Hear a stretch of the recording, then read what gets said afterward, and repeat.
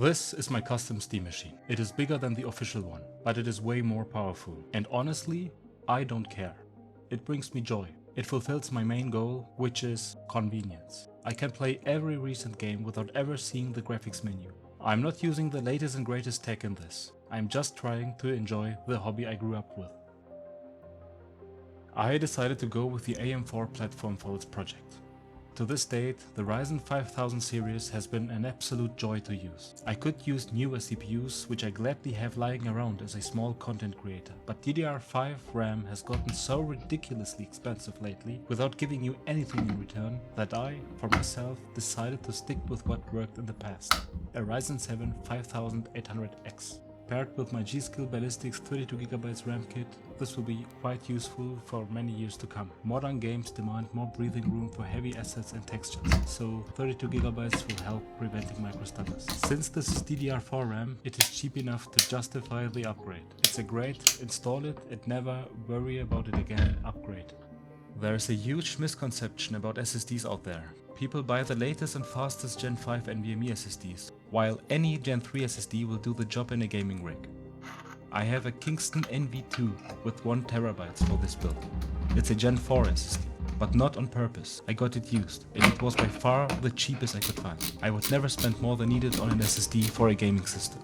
A final step before we can put our board into the case is CPU cooling. I kinda struggled with the decision making process because, well, this is meant to be a console-like PC, which should be silent, and AIO would come in very handy.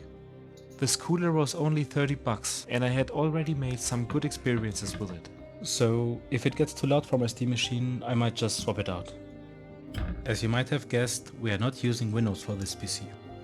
For the console-like experience, we rely on AMD GPUs, and I plan to use my Steam machine exclusively in the living room on my 4K OLED TV. My main goal is convenience, so tweaking around in graphics menus is not what I'm planning to do with this build. I chose a 9060 XT with 16GB, but why specifically this one? First of all, money is a reason. Besides that, I will show you in a second when we look at the TV performance. Spoiler alert, it hits the sweet spot. The final part of this build is my Asus ROG Loki 750W power supply. In my recent builds, I tend to grab this PSU again and again. It's reliable, it has a 0 RPM mode, which means the fan won't spin when not needed, and I have never seen it spin, so maybe it's there just for aesthetics reasons. Honestly, you can grab almost any branded power supply. Just grab what works for you.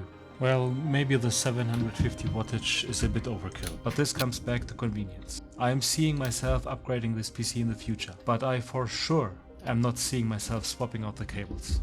Now coming to the case. Not gonna talk around it, you have already seen it in the previous clips. Maybe you even already know which one it is. It is the Meshlicious, weird name by the way, by SSUPD. They already made a follow-up version on this, which is the Meshroom S I have already covered on my channel. But over here in Germany there was a huge sale and I got it for around $60, a no-brainer. For my living room I needed something small and without RGB, so that the wifey is happy and my toddlers do not get flashbanged by it. Despite its small size, it fits in massive GPUs, so I went out and picked one of the biggest RX 9060 XTs I could find. Bigger GPUs can be better cooled than smaller ones, at least in general. I also thought, since I will air cool my PC, the two front-facing fans would help keep my GPU and also CPU cooler, because I get fresh air directly towards them. But what comes next? At this point, this is just another PC. We discussed hardware, but software is where the magic happens. However, just one small important note before we talk about the operating system that I am installing. I found one piece of tech that truly transforms this into a console, this adapter. It costs around $10 and uses the same wireless technology as Microsoft for their controllers. It has way less latency than Bluetooth and connects up to 4 controllers. You connect your controller by pressing this button here and this button on the controller, just like the original Xbox. So we get the best wireless connection possible. And we get this. This is, in my opinion, one of the most important features for a console-like PC. Wake from sleep. In a living room setup, this is as close as you will get to a console experience. But here comes the part I haven't seen anybody talk about. It's not only that you can right hop onto where you left off, it's the overall controller behavior. It not only turns the PC on, but the PC also turns it off when it goes to sleep. Via Bluetooth, the controller will just wait to be turned off manually by either pulling out the batteries or pressing the Xbox button for 6 seconds. But all of this does not work with official SteamOS. So what am I even doing here? A Steam machine without SteamOS. But hear me out, Bazite is the solution. It looks and feels exactly the same. It has more features than SteamOS, and in desktop mode, although I don't need it, it is much more user-friendly since it is based on Fedora. It has native Xbox controller support with the Microsoft Wireless Xbox drivers.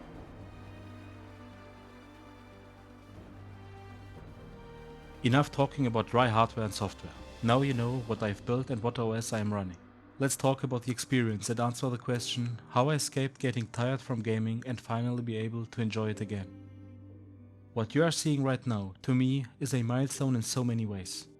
You are seeing no annoying launcher updates, no Windows popping up asking for a reboot, no mouse and keyboard gymnastics on the coffee table, just instant, crisp and smooth gaming. I just want a system which is powerful enough, where I turn it on, grab the controller, and I'm in the game. With Windows, that wasn't possible at all. One might ask, if you want a console-like experience, why not just buy a console?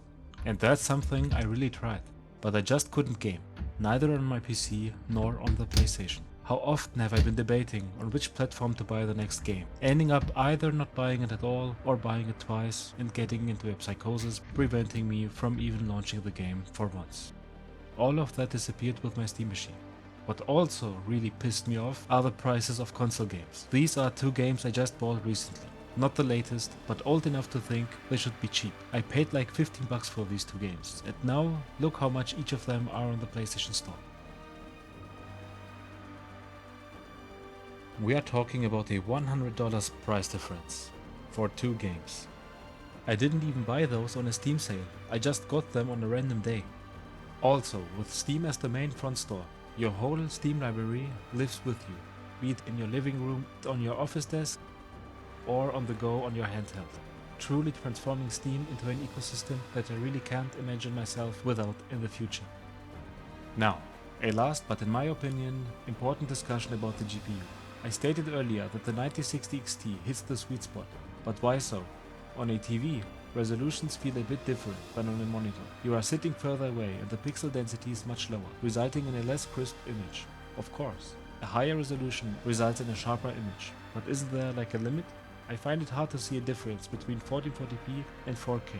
That's why I didn't spend more money on a more powerful GPU, but I can spot 1080p from a mile away, so I couldn't further reduce GPU performance. Take a guess, which one is which? One setting is 4K, one is 1440p, and one is 1080p. Or maybe this is easier to spot. Here comes the answer. Did you guess it right? All in all, this build turned out great, but don't think that everything works flawlessly. Here you see me try to fix the sleep mode. For some reason the PC kept turning back on from sleep, and here you see a game requiring a restart after I wake from sleep. But strangely only on my monitor, because here you see the very same game stay active after I wake from sleep on the big TV. Also, there are games, especially multiplayer games like Call of Duty, Valorant or Battlefield, which do require kernel level anti-cheat software. Those do not run on Linux at all. So, to sum it up, if you are thinking about building a Steam machine yourself, my honest recommendation is to do so, but only if you can live with some initial troubleshooting. What is your opinion on this topic? Do you plan to build a Steam machine, or do you even have one at the moment? Let's discuss in the comments down below. Thanks for watching. Bis demnächst.